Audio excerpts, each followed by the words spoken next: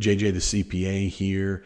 For the self-employed, check with your bank to make sure that they're doing PPP 2.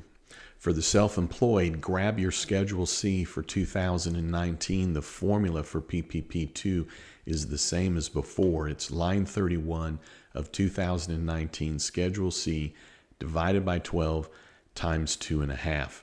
The other aspect is that if you have your Schedule C done for 2020, which wouldn't happen until January most likely, or you know your net income from your Schedule C or anticipating what your net income is for Schedule C for 2020, you would use that same figure of line 31 divided by 12 times 2.5 and figure out what that amount is, because at the election of you get to choose the higher amount.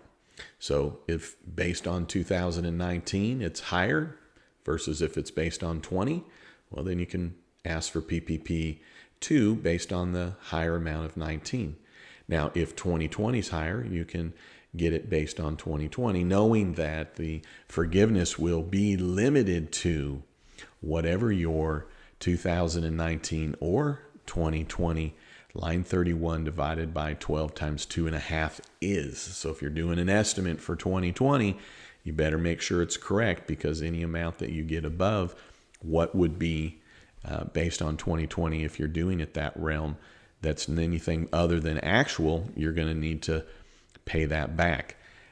The parameters for the self-employed, though, are the same as everybody else, that you need to show that your gross receipts are down quarter by quarter compared to 20 in the same quarter in 19.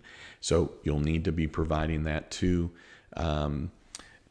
you'll need to be providing that so that you're able to show that you're able to qualify for that. There's going to be some new, easier ways to get PPP 2.